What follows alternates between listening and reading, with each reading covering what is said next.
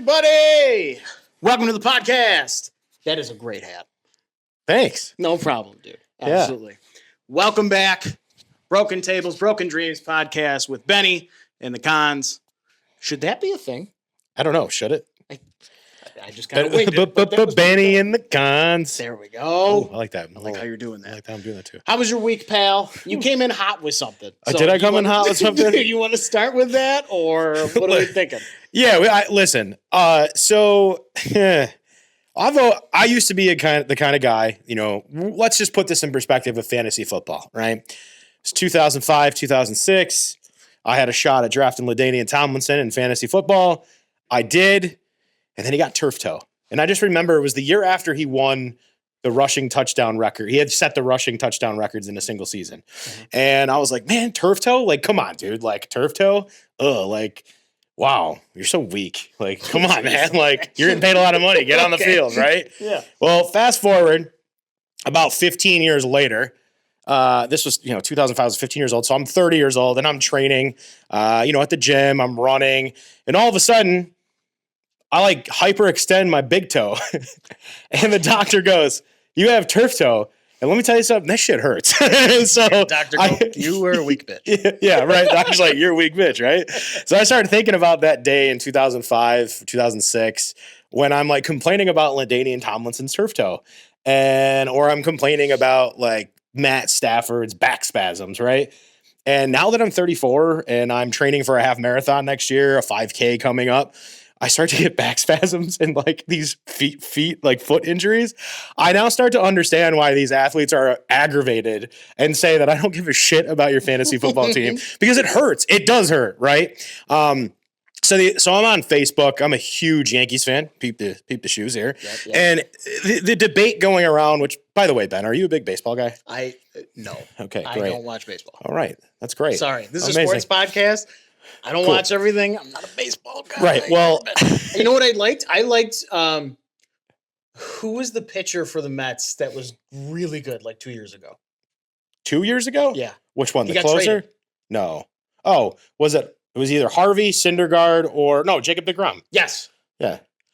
I don't know where he is now, but that was a really cool 20 minutes. I watched him pitch at Salem Field during COVID against the Blue Jays. Closed my eyes. It was like poetry. Just tipped by it was beautiful. Pretty badass. Well, so I'm going through this Yankee fan daily Facebook group, and everybody's talking about Aaron Judge getting hurt, right? So right now, Aaron Judge's stats are still just insane, right? Okay. And the debate is he going to win MVP, or is Cal Raleigh, also known as the Big Dumper, because he has a big butt? I heard that this morning. Yeah, me saying it sounds weird. What a nickname. Right? He's got the most home runs by a catcher in a single season, right? I'll fact check that. But anyways, the point is he's got a lot of home runs, right? He's got a lot of home runs. Got a lot of home runs, right? Anybody. Got a lot of home runs this year. And the debate is that he should win the AL MVP, which, guess what? I'm happy. I played catcher. It's great. The thing on the Yankees fan base page that came out today was, well, the reason that Aaron Judge won't win it is because he's always hurt. And this one guy who is a Yankee season ticket holder really just yucks my yums a lot, goes, yeah, well, if you watched him warm up, he doesn't even warm up when I'm there. And I just sat there and I read that. And I'm like, wait, he doesn't warm up at all? Right. He knows you're there, so he doesn't warm up, right? So this guy's like, yeah, and because he doesn't warm up, he gets these weak-ass injuries. And I'm like, all right, first of all, this guy's a professional athlete. Whether you think baseball players don't work out hard enough or whatever the case may be, I don't care what you say. The guy's 6'7", 6'8". He's probably injured because he's a big, giant human. Right. And two, he's playing at a high speed to catch this little thing flying through the air. Right. Whatever. I got frustrated because I'm sick and tired of people are always against the athlete, right? Right. Don't get me wrong. There's times when a player just gets hurt so many times that you're like, all right, enough's enough, right? We're kind of going through that with Curtis Samuel right now. It's all right, enough's enough, right? Yep. But also, I'm also not there, so I don't know what he feels like. I'm never going to tell someone how to feel. I agree. So if you're sitting there at home complaining that an athlete can't play because your fantasy baseball season's on the line, think again. You're 34, 35 years old. You could be living in your parents' basement. Go walk up the stairs with a load of laundry and let's see you throw your back out and see how you feel. Yeah, that's my rant. Kazi's sitting there dude, I'm a survivor of turf toe. Yeah. Okay. Yeah. You don't even know. Yeah. You don't even know what you're talking about. I don't even know. Well, so like that's like my big gripe right now. That's like driving me bananas right now. Well, my day was a lot better than that. Oh, of course. I went and played a little bit of golf, played some 9-hole. Are we allowed to say golf courses? I mean, you could, I guess. I don't know. It's named after a tree, and it's north. Did pretty good. I'm not a good golfer by any means, but I'm the type of golfer that I can hit the ball a mile, but I can't score for shit. The scoring will come. Contact's the number one thing you want to focus on, my instructor tells me. Jesse over at Buffalo Golf and Social. He's the man. Do you watch golf? Yeah. Okay. Are you like really into it? Like, do you like do basically what I'm going to ask you is, do you have any idea what happened with Tommy Fleetwood this weekend? Okay. So yes. Okay. But just when I think I understand golf, I have no freaking clue what the heck happened this past weekend. Well, you're not alone. And this happens with seasoned golfers too. Okay. So basically what had happened was, for years now, there's the 4 majors. They're trying to dub a couple different ones as the 5th major. They call the Players it all the time. They call the Tour Championship, whatever, right? Right. And then there's the FedEx Cup, which is a year-long competition. Who builds the most points? And it's not even close this year. It is Scotty Scheffler by a mile. I'm pretty sure I saw a graph the other day that he had 37,000 points because he has like 6 or 7 wins on tour or something like that. And he just has more points than anybody. And the next closest person is at like 15,000.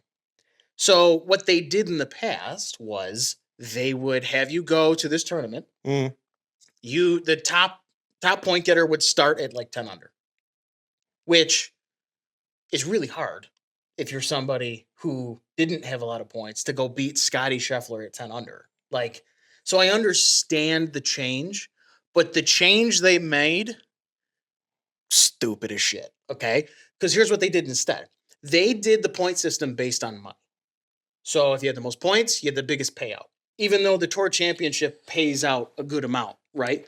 So what happened, I love Tommy Fleetwood. Everybody loves Tommy Fleetwood. It's a really good feel-good story. Good golfer. There's been a couple really good feel-good stories about, like, are they ever going to win it? Like, you come in here, you're one of the greats, but you never actually pull through and win it. And he's one of them. And then, of course, he wins the Tour Championship.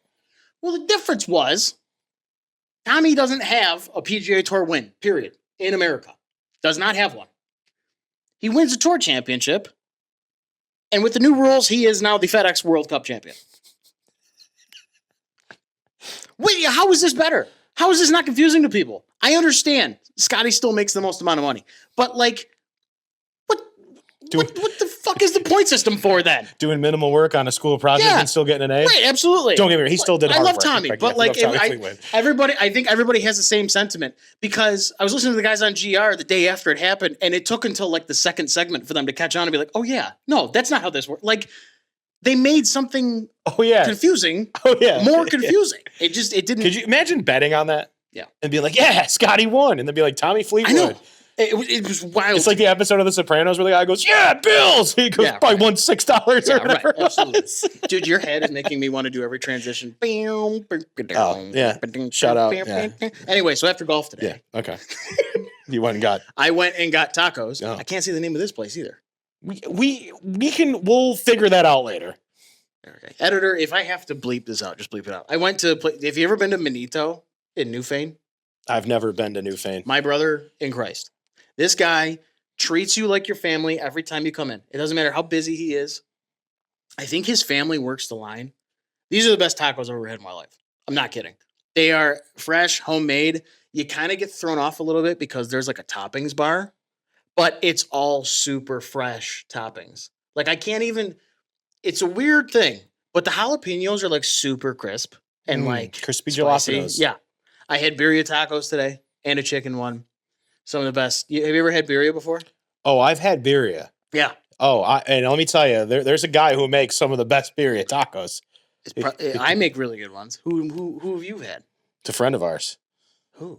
Al Wenzel. Oh my God, Al does make it. You're right. Like, it's like, sorry, it's Al. like not even like. I haven't had. With all due respect to everybody's birria tacos, the combination of things he uses, Yeah. I won't even say it, but I'll tell you that it is literally like the greatest thing I've ever had. So, Al, sorry. I need tacos, bud. Okay. So anyway, with all that, let's get to our first topic today.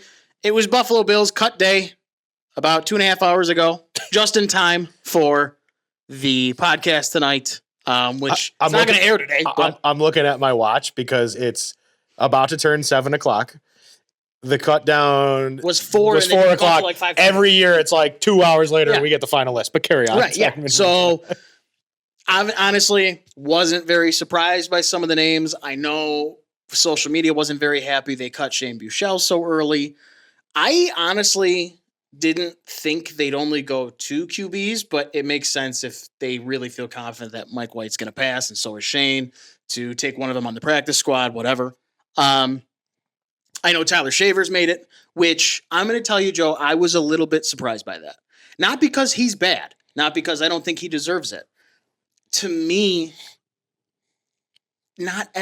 this team shows patterns of not every time balling out in the preseason means you earn a spot. Yeah, Brandon Riley. Brandon Riley. Deontay Thompson. Before, Christian Wade was God for one preseason. for like 5 minutes. I agree with you. But they don't usually take the feel-good stories like that and add them. Yeah. But they were giving him a bunch of special teams reps, Sure. so that came into play. And like, you know, you and I were talking about, like, I don't need much from him. I like that he's going to round out the wide receiver room like that, and that's great. Everybody loved Mac Hollins, but when you look at the grand scheme of things, like, Mac Hollins got less than 400 yards for this team. He also had 2 of the most crucial catches against the Chiefs in the playoffs. Okay, of course he did. I mean, he's but a gamer. but that doesn't mean that like Tyrell Shavers needs to go out there. Like I basically, I'm happy he made it, but I kind of want people to curb their expectations a little bit. First of all, let's rewind here for a second. Why? Wait. Let's rewind here for a second. What we talk, everybody talks about Tyrell Shavers like he's like, he's not good. Like, he's good, but he's not great. I'm not saying he's great by any means, but like, he's not out there running east and west. I mean, he's running routes. That catch against Tampa Bay was phenomenal. He can run a route. He's fast. He's right. No, but like, everybody who's talking is like, oh yeah, you got Curtis Samuel, you got Elijah Moore. What if they don't pan out? Like, this guy is a hard worker. He's got range. He can jump. He can pinpoint a ball. Like, I think we should maybe pump the brakes on talking about lowering our expectations and maybe increasing them a little bit, because I think he's a pretty darn good football player.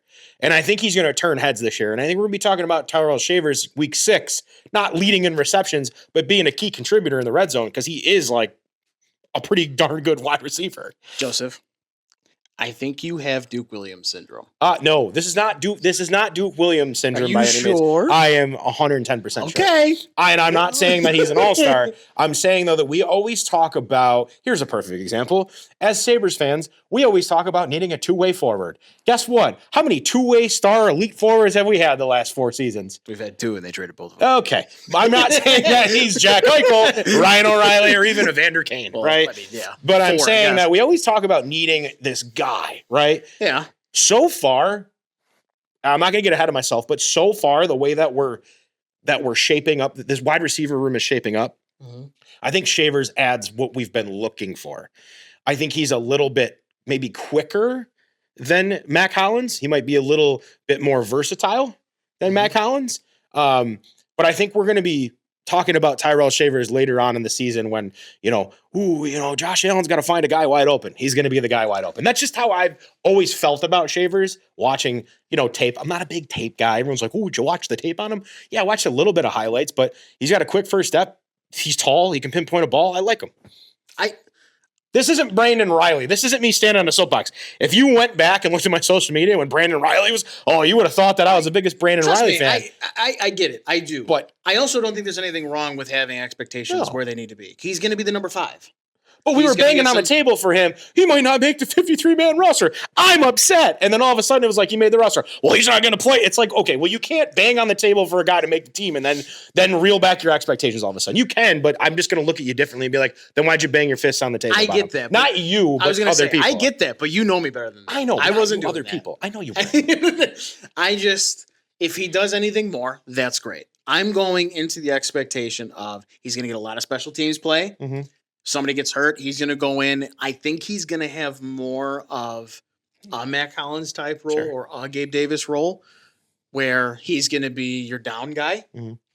He's going to run your 15-yard curls. He's going to probably go to the end zone, do a couple post routes. That's going to be great.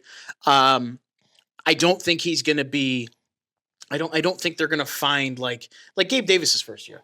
They had Gabe Davis in the 4th round, and he was making all kinds of clutch catches. He was warranting more time, and then history showed they hitched their wagon to somebody they shouldn't have. They treated him like their number 2 wide receiver for the rest of time. I'm not saying that's going to happen. I'm just keeping my expectations on the ground floor for him. Sure. You were somebody who made the 53. You worked hard enough. You got rewarded. I'm happy you got rewarded. Sure. But I just, for now, I'm going to keep them where they are until he starts playing meaningful minutes. That's fine. Which he probably might get. If Curtis Samuel rides the bench, or if he still can't figure out his injuries, he might get playing time. It remains to be seen, but every day that dude does not see the field, I mean, Sean said it the other day. Sean thinks they have their 1, 2, and 3. He's trying to figure out 4 and 5. He said this when he made the comment about our safety room, which was we're still trying to find the one to play next to T-Rap. Which I think after this past weekend's game, I think Cole Bishop finally stepped up to the plate. He did, but I want to be careful with that because he was third stringers. Just okay. Like that's like but he did what he should have done against third stringers. Right.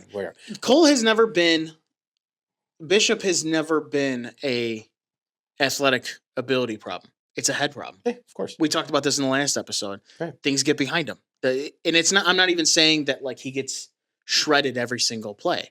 But is he getting shredded 4 plays? Right. Where he just doesn't know what he's doing or is like what's going on, right?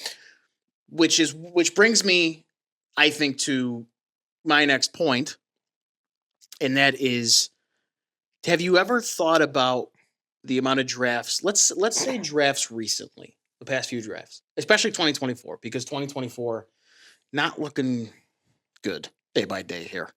Dwayne Carter's not on the field, and you traded to give Kansas City Xavier Worthy to go get him. Okay.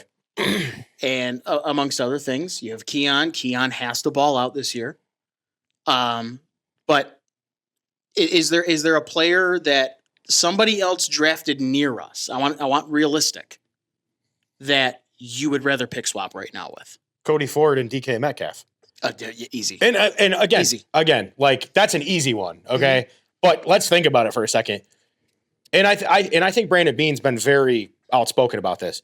When they drafted Cody Ford, like he was good. Like that rookie year, I mean, he wasn't great, but they were like, oh, there's a lot of things. He was hurt a lot, but when he was in there, when you look at that roster, stable. When you look at that roster, what did you need at that time? Mm-hmm. A wide receiver.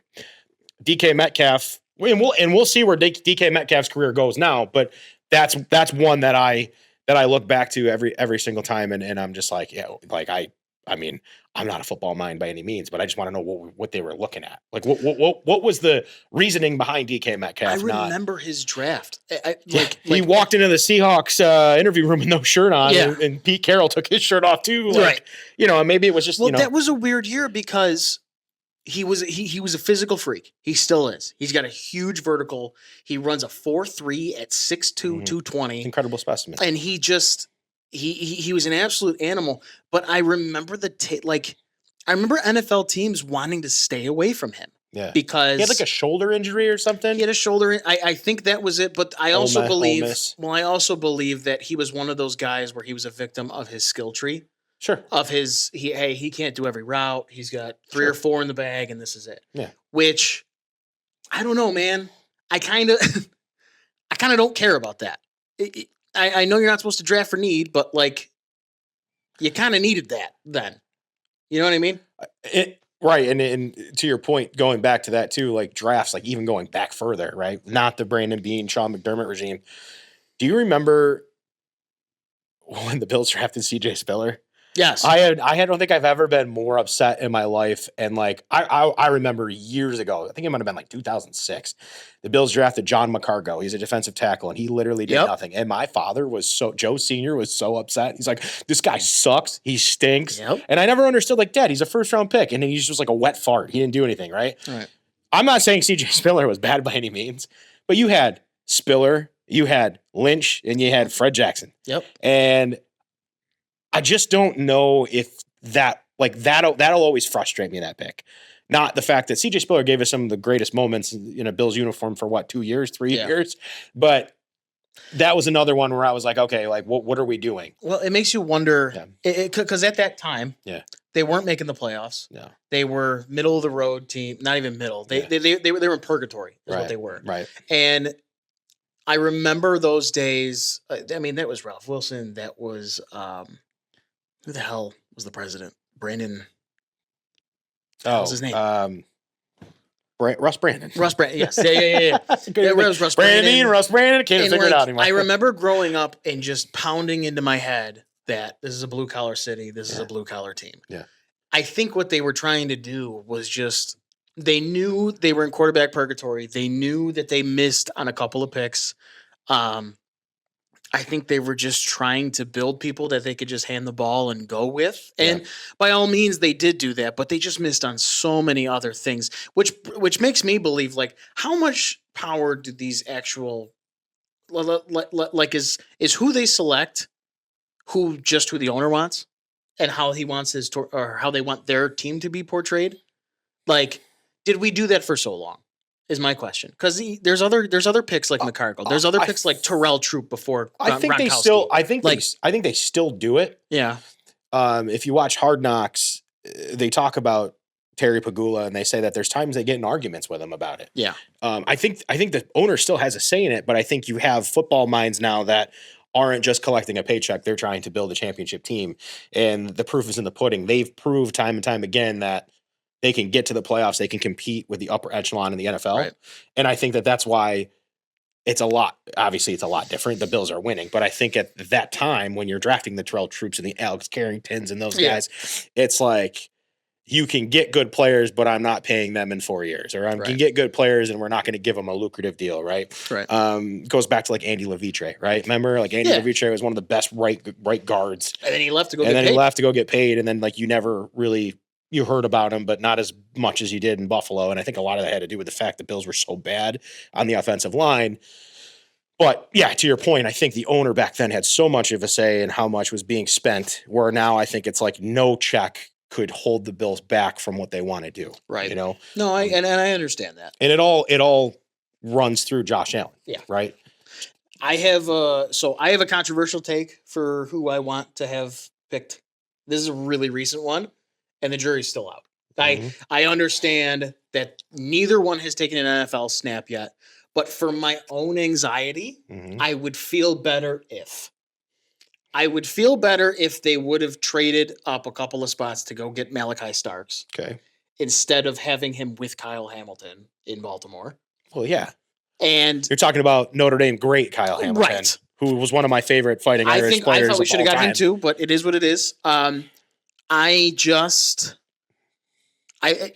understand why you pick somebody like Hairston, because you've been getting burned to the outside too much. You need somebody with that speed.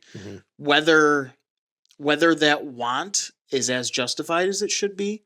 Like I was thinking about this on the way here, and I'm trying to make this a reasonable take. This might be very hard for me, but like it's almost like listening to traits that a wide receiver would have, and you're like, oh, this guy breaks tackles. That's fantastic. I would much rather he runs routes really well and he catches the ball really well as opposed to that. It's really cool to have, but I would rather these things be in place. All I heard about Hairston was how fast he was. And like, he's a cornerback. Like, That's great. It's fantastic to have. I know that he plays a very physical style. I know a lot of people were dubbing him Kyer Elam number 2, which hopefully he's better. By all accounts, he's a physical freak. That's all we heard about in camp.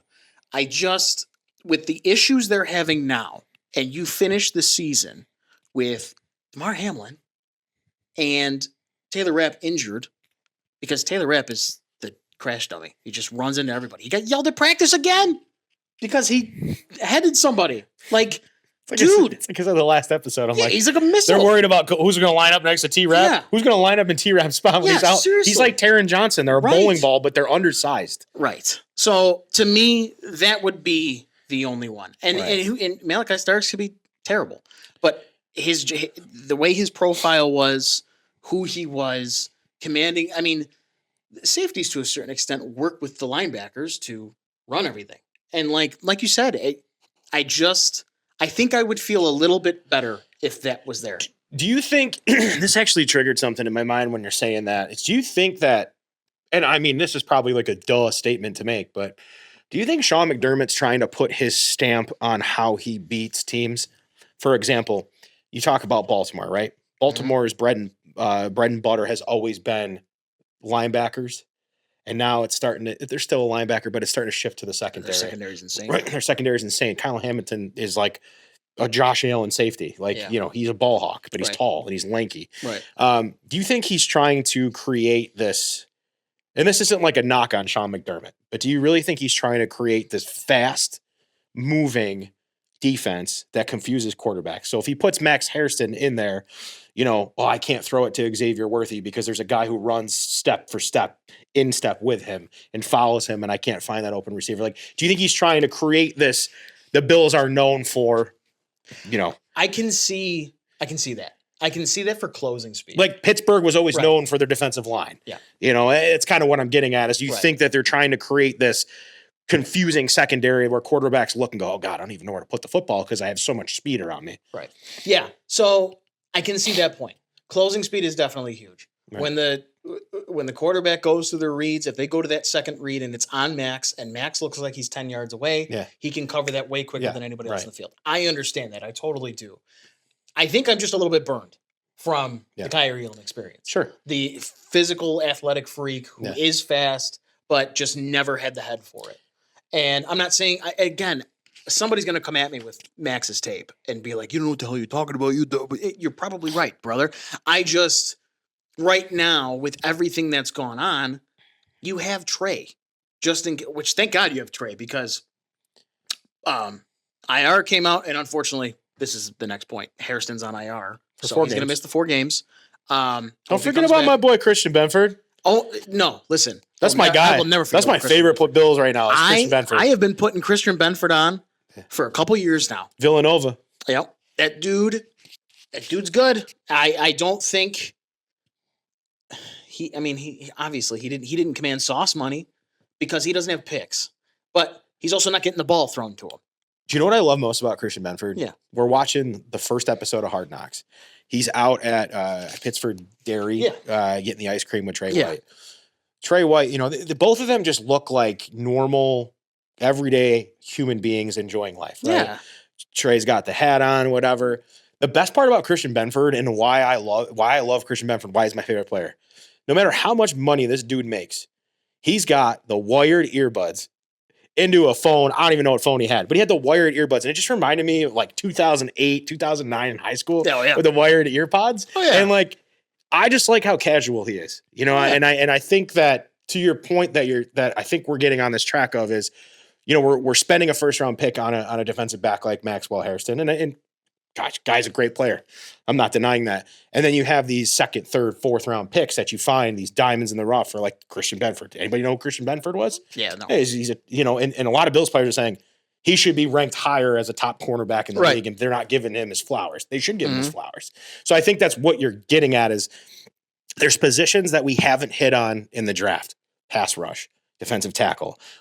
And then you spend your first round pick on a defensive back, but you've hit on defensive backs the last 5, 6, 7 years. Right. Second, third, fourth, fifth, sixth, seventh round, Right. You could say what you want about Levi Wallace, undrafted, but he was serviceable. Oh, he got burned. Doesn't matter. Yeah. So maybe Sean's trying to do something like that. I understand your point. Yeah. To me, though, it's easy to say this because he only had 2 he ever had to worry about. But Sean's defenses started at the safeties. It did. He needed those guys to kind of run it for him. Like, don't get me wrong. Everybody knows the Mike linebacker is the one who has the green dot. They're the ones who call the plays, they do the whole thing. But I think his safeties, he treated them like anchors, which not a lot of coaches do that. So for me, it was kind of shocking to see the because to me, it almost makes me feel like he doesn't have as much control of the team as we think he does. To not start with his bread and butter in the back, because in my opinion, his bread and butter is the safeties. But also maybe there's a catch-22 to that. Or that's not the right terminology. Boom. Maybe there's a reverse side to that. Maybe he's so comfortable at coaching the safety position that he feels comfortable with. I can make it work with these two. I can make it work. I can do this. It's not going to be quite like it was, but we can fill out everything else, and I'll let these guys prepare the way I need them to. Or maybe they're watching tape on Deion Walker, just completely mauling 3 guys and going, "We're going to be okay." Oh, that's my boy, Deion Walker. I bought one of those mystery packs at Bill's camp. 2 of them. The first one was two of them. The first one was a mini helmet. It's a standing buffalo signed by Deion Walker. Oh man. And then I got this big giant poster of Christian Benford. So I've got 2. I hit on 2. Count them, 2 autographs at training camp, and I'm pretty pumped about that. I had a few. So remember when I went to that Adirondack trip a month ago? A couple friends of mine, we were talking about the Bills because it was a long hike, and you talk about nothing else other than sports. And my buddy asked the 2 of us, he was like, "Who's your guys' pick for to be the standout of this year's draft?" I said Deion Walker. That dude fills a need. I know he's a 4th-round pick, but if he doesn't get hurt last year, he's a 1st-round pick. He's a 1st-round pick. They also said that he's not only good at stuff on the run, brushing the passer. He's fast for his size, and I'm excited about that. Well, which is why when this whole thing happened with TJ Sanders? Well, not TJ Sanders. When the first round of cuts came out. Yeah. And then they signed Jordan Phillips, which hilarious. Everybody was like, "Oh my God. Yeah. Well, what are they doing?" Then it came out what they were actually doing. But for a minute there, it was kind of like, what are you doing at defensive tackle? Well, they got to save room because Ogunjobi's suspended and Hoyt's suspended. They got to bring in somebody. Right, but the thought yesterday was, who are you cutting? Are you cutting Ogunjobi? Are you going to cut Dwayne Carter? Which would be crazy because they don't give up on 3rd-round picks like that. I mean, think about it. You need to have a 1-tech in this defense. And if they would have cut, because I mean, what are you talking about? You cutting DeQuan Jones? You would have saved $5 million if you did that, but he's your starter. You need somebody like that. You can't run with TJ Sanders and Ed Oliver. That's 2 3-techs. Yep. You're not stuffing anything. Right. So I think Deion Walker's got a ball out, dude. And again, it was against 2nd and 3rd stringers, but he had a really strong preseason throughout. Yep. I think if he stays healthy, I think if that could be the steal of your draft right there is 4th round Deion Walker. If he does anything to help plug a run defense like that, and then allow just give me that millisecond for my linebackers to fill gaps and my safeties to give this extra run support because they have really good run support safeties. People don't think they do, but they do. Yeah. It's the coverage that really kills them. But if he can do that, that can change a ton. I think that's fantastic. Yeah, I'm excited. We'll see. We'll get to see in couple weeks, just when we open up Sunday night against the Baltimore Ravens and your boy lining up next to Kyle Hamilton, how we do? We'll see, man. I mean, again, if he turns out to be amazing, it's not one of those players that I'm going to be mad at. Like, it is what it is. He could be terrible too. There's only so few of those that I'm actually mad at. Sure, like that's kind of how that works. Yeah. So next point, we're going to talk about Niagara Falls in Keybank Center. Last week. Speaking of support. Yeah. Did you see this shit? So I have knee-jerk reactions sometimes when I saw this video come through in one of my group chats. I immediately, because I used to be a property manager. Yeah. And that's the only thing I'll talk about with my job, in my previous jobs. I used to be a property manager, and seeing something like that, I kind of was had flashbacks to things that have happened. PTSD. Something like You're that. The soldier just. So the funniest part about the whole thing wasn't the fact that they kept just ragging on, the Keybank Center and everything. It was people going, "Oh man, the roof's leaking. Oh man, the roof's leaking. It's brand new." First of all, that's a sprinkler leak. Yeah. Okay. I thought so. It's very easy to rupture a sprinkler head, but that was not just a sprinkler head. That was a sprinkler pipe. And I got to tell you, when you have a sprinkler pipe burst, there is no way of stopping it except shutting the water off. So I can only imagine like what was going on and everything going on, but it happened during Disney on Ice with a bunch of families.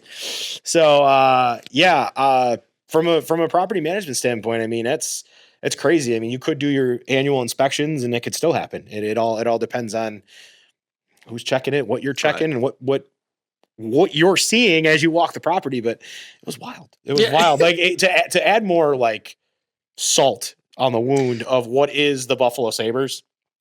I just, every time I talk about the Sabres, matter of fact, I get married in October and I'm writing my vows. And hell yeah, brother. I won't say too much because I don't want my fiance to really know what the vows say, but there is a line in there that talks about the Sabres. And I talk about just having these heartbreaking prone teams that I root for, right? Yeah. Knicks, Sabres. Yeah. And when I get to the Sabres part, I go, and the Sabres, need I say more? And because that's really where I'm at. And we talked about this last episode where if you ask me to talk about the Sabres, my brother-in-law does. He's a huge Rangers fan. So what about the Sabres, man? Like, it's like, I don't even want to talk about it. Yeah, right. Did you see that video? That's what it is now. Did you see the video of the rainfall, the rainfall going on? Yeah. So, I saw it, and check your sprinkler pipes at your commercial properties. So I saw it. I had so many thoughts rush through my head. Yeah. And like you said, it's because it's them. Yeah. I see this I just see this waterfall of water with tiles coming down and families like running for their lives. And just the first thoughts in my head are like, of course it happens in that building. Like I felt bad. Like I felt bad. And everyone's like, you shouldn't feel bad because they put this product in. I felt bad. That is like something that like, it's like I don't even know how to say it. It's like one of those unfortunate things that happens. We'll just leave it at that. Well, I feel bad for him. Like then my second thing was like, I don't know. Maybe I'm wrong about this. You had property management experience. The real estate guy in me is like, why are they up there? Is it like an old building thing that's just sprinkler line? So they would have to come out. Where it's got to go. Yeah. Well, I was thinking like, So, on this couch, I learned it was a sprinkler line. I thought it was more of like a plumbing thing, where in my commercial background, I've always known the lines to be underground. Maybe I'm wrong on that. Sprinkler line? No. I didn't know it was a sprinkler. It depends. Line. I mean, yeah, right. But to my thing, I'm like, okay, that seems really high for one of those. But then I'm sitting there and I'm watching this and I go, oh shit. Yeah. The roof is bad already? No. And then I looked and I'm like, okay, no, it's not the roof. But yeah, I saw that and I figured we had to talk about it. This goddamn team, dude. Well, and it's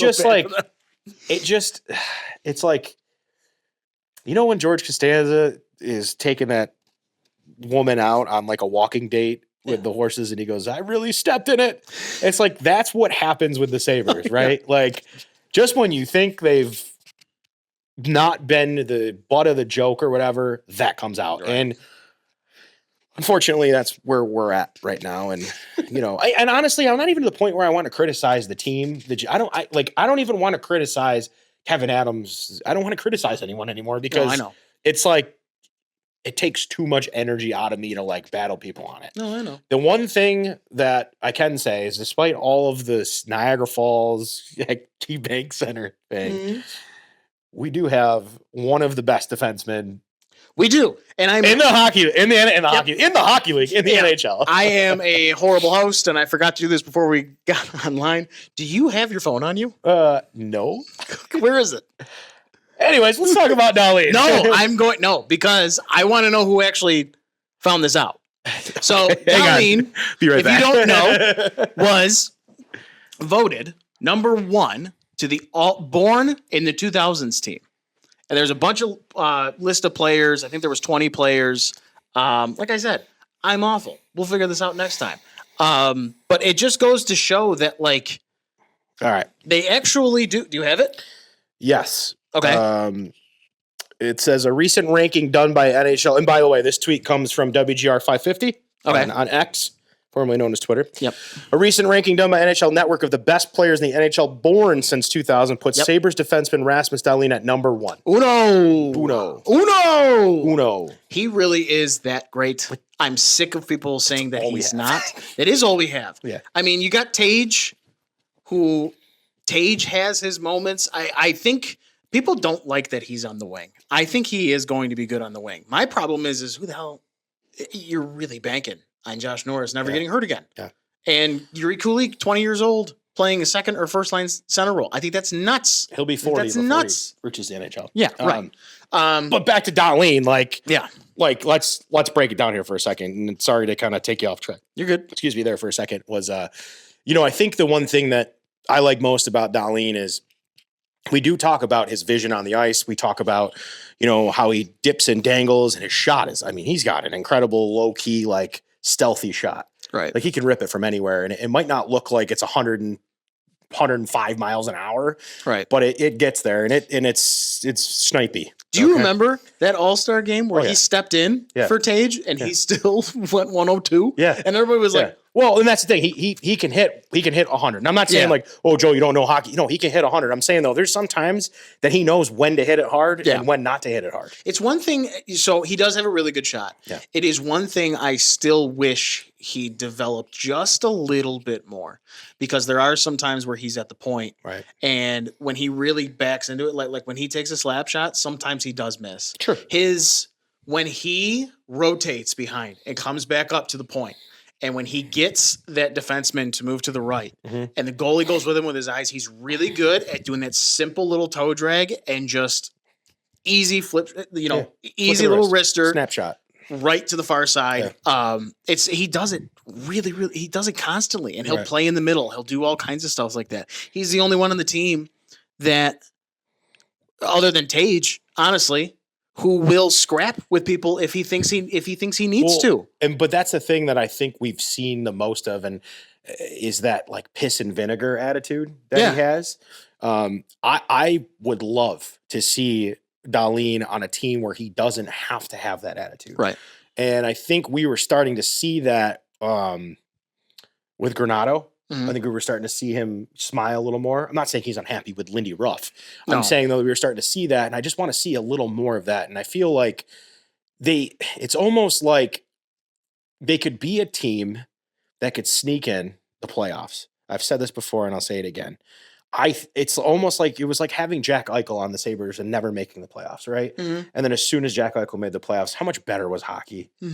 We all are like, oh, whatever about Jack Eichel. When Jack Eichel's in the playoffs playing against Connor McDavid, hockey's better. Yep. When Sidney Crosby's not hurt and he's playing, hockey's better. Everybody who hates Ovechkin, when he's playing, it's better. I want to see Darlene in the postseason because I feel like his game will elevate so much more. There'll be a lot more of a confidence level, but also we would break our playoff drought. Yeah, we would. Well, the thing about Darlene, so it's funny. I mean, maybe because there's so much more. I'm a really big analytical guy when it comes to hockey. I like that we have an analytical department, and I think that they're actually starting to tap into them a bit. His are off the charts, always. Every single chart he has, he's top 99th percentile. His play generating ability, his goals for, goals for per 60, all of that stuff. He's top he's tops in the league. And the only reason I think he doesn't get more action with regards to accolades and stuff, because he constantly gets voted ninth in like Norris and all kinds of stuff like that, which the only reason that happens, if the Sabres had 10 more wins per year, he'd go up. He makes everybody on that defensive core play better when they play with him. Everybody. They all look light years better. And the numbers show it. When they're not playing with Darlene, that 13-game losing streak happened this year because he got hurt. Yeah. They fell apart without him there. I mean, he is a pillar to this team. And I got to defend him a little bit. I defend him, maybe not so much anymore because I think people catch on. But when they were trying to decide a captain, it was always by far and away Darlene to me. Because what they don't tell you about Darlene is like the locker room, he keeps them in check. Yeah. He's the first person on, he's the last person out.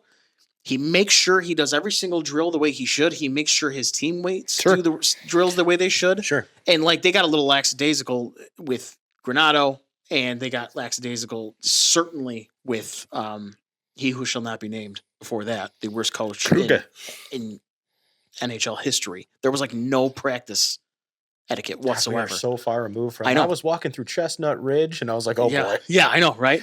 dumbest thing I've ever heard in a Right. press conference." But needless to say, I agree with you. Darlene needs his flowers. He needs to. He has certainly earned his flowers, and he's just stuck on a bad team. And hopefully that changes this year. Hopefully Quinn comes back and looks great. Hopefully Norris stays healthy. Hopefully Kulik nets 20. And he gets, I would love a 45 to 50 point season. Kulik out of him. stays up and plays a full NHL I season. think he does. No, I'm saying like we talk about Kulik being a 20 goal scorer for the last 2 years. Can we just get him to? Can he just make the team? He like he made it last year. Right. Last year was did, but enough. I'm saying let's go. Like No, I know. I would rather. Here's the way I've always been. I would rather lose the way we're losing with the guys that consistently can't stay up in the NHL than watch guys like David Legwand, who's not even on the team, but watch guys like David Legwand just kind of get signed to like a 1-year deal, And that's nothing against like Zucker. I think Zucker's a great hockey player. Sure. I'm glad we have Zucker. But you needed 5 Zuckers. But what I'm saying is like sometimes, and again, Joe, you don't know hockey. You're right. I don't. I'm not a GM. I played until I was 13 years old. But I do know that I would much rather enjoy losing 8-0 to the Florida Panthers and watching guys like Rosen and Kulik and Devin Levi play, not the whole season, but in spurts, so that I can see what I have. That's one thing. We can never see what we have. It's always like we have the number one prospect pool. Great. The teams that are winning the Stanley Cup have like the 26th ranked prospect pool in the NHL. I think you're gonna have to wait on Levi. I don't think Levi That's starts fine. this year. That's fine. I don't think Levi starts this year. I'm making the point that I know. I know what you're saying. Goalies take. Well, here's the problem with this team. These players do take a long time to develop. Yeah. It's goalies, especially defensemen after that, forwards after that. Goalies. I mean, Miller didn't hit the league until he was 26. Levi's like 22, 23. Sure. Like sure. Very, very rarely do they come out of a college season and just hop on and they're great. I think Ottinger did that. I think he's the last one. Big Jake. But he is arguably the best college goalie to ever exist. So right. It's one of those things where like they don't have any goodwill. If they had goodwill and they had winning seasons and they had stuff like that, we'd feel so much better about letting these kids bake, because that's probably what they need to do is let these kids bake, but they can't afford to let these kids bake because they don't win. Right. And I understand that. And they're always like, oh, we'll keep them down in Rochester and they'll win a championship. How many years have the Amerks been so close to a championship? I understand. I know, but at this point, like Kulik is the only, like there's Kulik and Rosen, right? Right. Those are the two guys that I'm like, all right, instead of signing a 38-year-old guy for $750,000, right, just bring him up. And they're like, well, he's not ready. Well, neither is the 39-year-old guy that probably wants to be on his couch retired. You know what I mean? Right. I'm always going to push back on that just a little bit, just because there is a difference between playing with 17 and 18-year-olds and then getting to the adult league. But you're not playing with Patrick Marleau. This isn't like the Sabres aren't going out and getting I know, but when you have an 170-pound frame and you're going against 200-pounders that have seasoned, that they're grizzled, they've played over 100 professional games. Sure. Do you know that none of those kids played 100 professional games? Sure. Kulik's the only one. No, I understand what you're saying. Yeah. I completely agree, except for certain players like Rosen and Kulik. Like, I think this year, if Kulik's up, but if Rosen doesn't make a splash by any means, like we should know by now, right? Yeah. I mean, but you're going to have that. I think Oslin's going to be good. I will say this. I don't think they have anybody who's going to come in and be a star. I don't. I think they're all going to be really good NHLers. I think a couple are probably going to play second, third line minutes, but I don't think they have any stars down there right now. Kulik is probably the closest thing. Levi obviously has all of the potential in the world. This Consta Helenius kid should be ready. I like him. He's good. And he played professional. I like the guy we just drafted. Murtka? Yes. But Murka's going to be 4 years. Get ready to wait for him. I got it. But I actually was the first time we drafted someone that I've never heard of. Yeah. And I'm like, oh, like he's actually pretty good. They went and got out. Their draft this year was hysterical to me. It was I mean, they went and drafted the Monsters team in Space Jam. Yeah. Just absolute giant human beings That can hit. Man, That can hit. They got a defenseman. I can't remember his name. I think they got him in the 3rd or 4th round, but he is, I'm not going to lie, he's an asshole. He hurts people. Like, it's crazy. Sorry, Zach Cassian? Yeah. 2.0? Everybody they drafted this year, I was like, Jesus Christ. So, but I mean, it's par for the course. That's what kind of the whole league is doing right now, is getting these big, beefy defensemen. It's kind of how it is. When you look, this is the only thing I want to say because I say this all the time. I'll be the first one to say that the Bills and NFL teams should not try to build to beat the Chiefs. They should build to beat anybody, right? Right. I don't want the Sabres to build to beat excuse me. Whew. Well, Harper, some pasta. I don't want the Bills. I don't want the Bills. Fucking man of gold. It was that fucking tray. It's gone. It's gone. I want the Sabres to build an identity, right? Like sure. Florida's identity is Kachuk and Reinhardt, and we don't have we have Darlene. Mm-hmm. Like I want teams, and Lindy Ruff. I'm not Lindy Ruff. I don't know Lindy Ruff. Never met Lindy Ruff. Actually, I can't say that. I dapped them up recently. I just feel like the Sabres want to build a team that could beat their shit out of you. Like in the corners, at the blue line. Like go back to old style hockey that we saw back then that's not upscale, but is built around hockey nowadays, right? So like Florida, Edmonton, like I want to be able to stop those teams. Okay. My way, not their way. Well, if I could quote Von Miller, you don't want to emulate everybody. No. But success leaves clues. Sure. Florida's team is very, very much getting after you after plays. They're they are absolute dogs on the forecheck. Right. They are menaces in the paint. In the crease. They are in the goalie's face always. They don't care who the defenseman lined up there is, but all of these people can score. Right. They have, not only do they have this attitude of you're not going to beat us, but you're going to score 6 on us tonight. We're going to go score 7 on you. Right. We're going to play a game where it's just going to be a grindy 1-0 game. We could do that too. Like, and honestly, a lot of that is a lot of the trades they made. Sure. They are, in my opinion, they are the best team in the league at finding good players for next to nothing. Yeah. That defenseman they got, I can't think of his name. It's the worst. They claimed him off waivers, and he's a number 1 defenseman. Like, they have a knack for doing things like this, for finding players like this. Sure. I mean, and not only that, but like when you have a good couple of players like a Sam Bennett, or you have a good couple like a Kachuk and stuff like that, where that guy probably looks at them in the locker room, turns around and goes, we're doing this. I don't care if you don't like it or not. This is what we're doing. It gives people like Brandon Montour balls to stand in that lane and pick on somebody. He didn't do that here. Brandon Montour did not do that at all. He was good, but he didn't scuff with anybody. He didn't stand up for anybody. As soon as you have 3 guys that do that on your team, guess what? It's pervasive. Everybody wants to do it. Yep. Everybody wants to do it. So I think there's some success in what you're talking about, and largely we agree. Build your team, build your identity, go beat the crap out of them. Yep. Go beat the crap out of people. Yeah. I don't want Steve Ott and John Scott again. I don't want to go through that era again. I want talent still, but I do think they got to be. Why can't I get I just don't understand why the Sabres can't get a Verhaeghe or like a Duclair.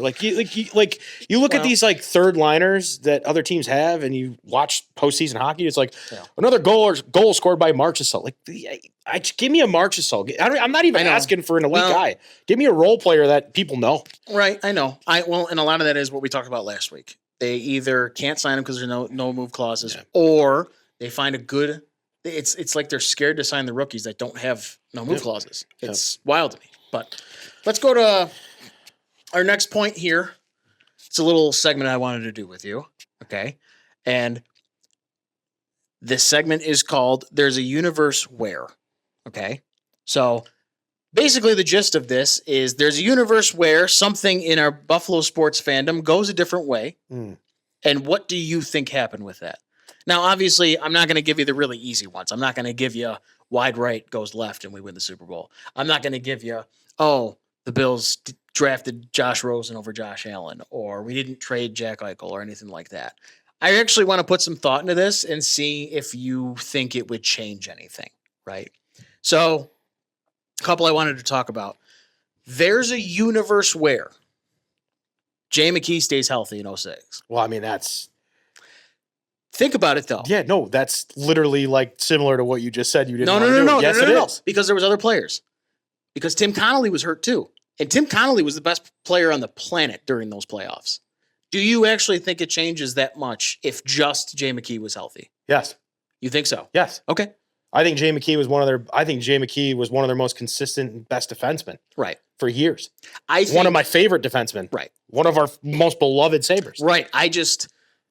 Does the point have to be that they needed all those other players back too? The story goes, and I've heard it over and over again through radio shows, through just alumni events that I've passed through, that the moment Lindy Ruff came down to the lobby and told people that Jay McKee would not be playing because of the staph infection, there was staph infection, there was the leg injury, they immediately said, shit. Yeah. Okay. I'm not saying that Tim Connolly. I think Tim Connolly, there's two players in the history of the NHL that have hands, the best hands I've ever seen. You know who the first one is? Patrick Kane. Oh, yeah. The second one is Tim Connolly. Okay. Those are the quickest, softest hands I've seen, right? That's not saying that Tim Connolly wasn't a key contributor. And I do think in 2009, no, is it 2009, right? Yeah, it was 2009. Sorry, I get the Sabres confused because they were so good in the 90s. If Tim Connolly was healthy, we would also have won a. I guess that's come the question. Closer. But it is. But Jay McKee was a key contributor that year when the Sabres were on their cup run. Right. You know, they were playing Carolina. Right. And he got hurt. And everyone was like, shit, Jay McKee's out. Most consistent, best defenseman in that series. Right. Hands down. That playoff run. Okay. So yeah, that would be that one. I have a Bills one too. Okay. There is a universe. I can't get my words out because I'm so tired. I don't know why. The Sabres drain me. It's all good, dude. It's exhausting. Yeah. You got a wedding going on. Yeah. I get it, brother. I get it. And you were mad when you came in. Yeah. It's totally fine. Quasimodo predicted this. Yeah. There is a universe where Stevie makes the catch. Against Pittsburgh? Yes. Do you think that changes anything? Because they go that year if he makes that. Yeah. Because they go that year. They probably get wiped in the. Oh, they get dog walked. Yeah. Right. But they were a likable team that year. Yeah. Yeah. Well, and like that's kind of my thing, right? Like at some point perception takes over the narrative and all of a sudden you're the one who belongs to that team. You're the one who belongs to that, right? It's kind of like what the Sabres are going through right now. If the Sabres had made the playoffs 2 years ago, they're probably looked at differently. I will say no to it would change the Stevie catch would change the Bills making the playoffs.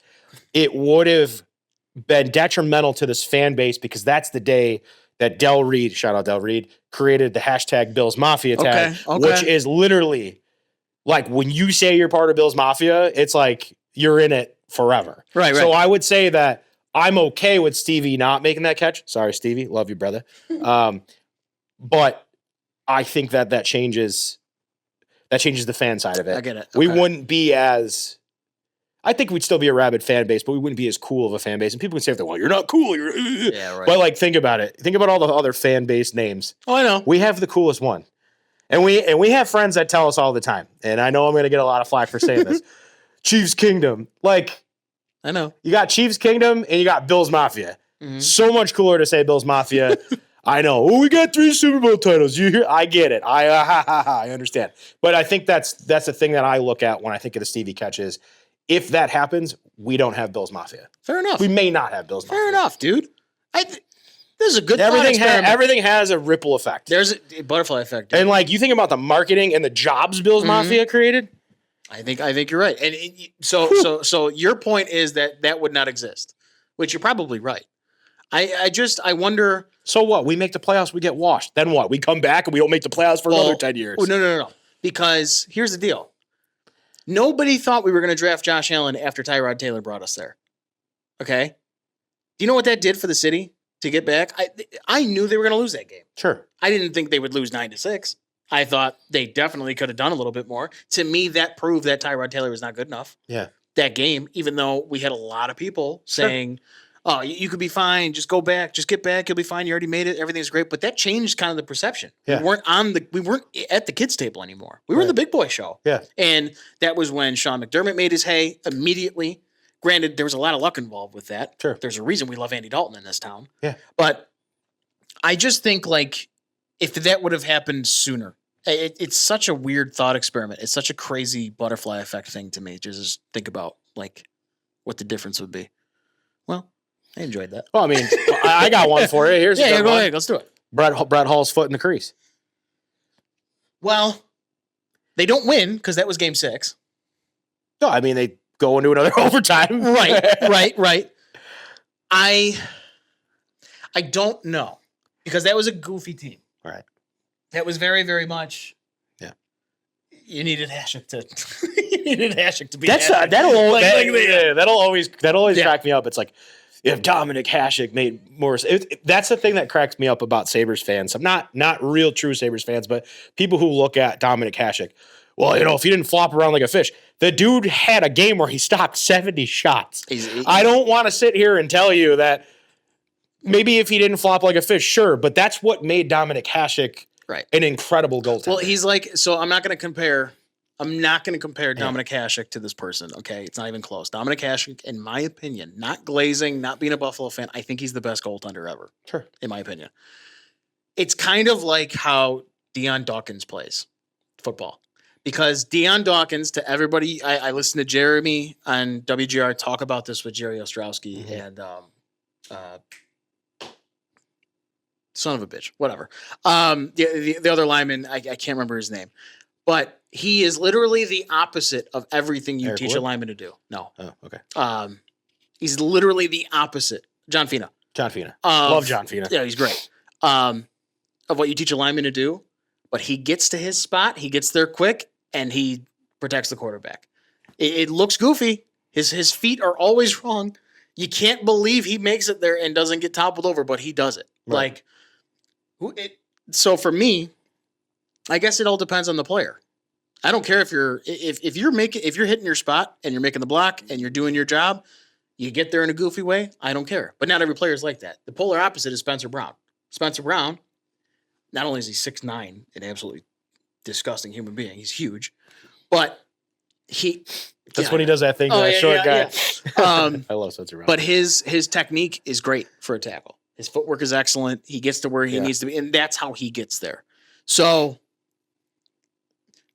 I guess the point is, if you're one of the greats, and like I said, success leaves clues, like Von Miller said. But I think for those teams, just digging into what really made them get there. So to answer your question, I truly don't think much changes in that series unless Dom puts up a 9-6 in the last 2 games. Yeah. Which that's a full Stanley Cup playoff series. That's a full, you know what I mean? I don't know if much changes with that one. But that was fun. That was a good thought exercise. That was a good thought exercise. Yeah. Well, we're going to wrap it up here, folks. What?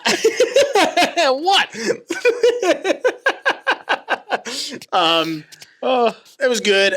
We were actually talking about some future guests we're going to bring on. I think the first one is a really good friend of mine. He actually went to the Super Bowl last year. He's a huge Philly fan. You probably know him already.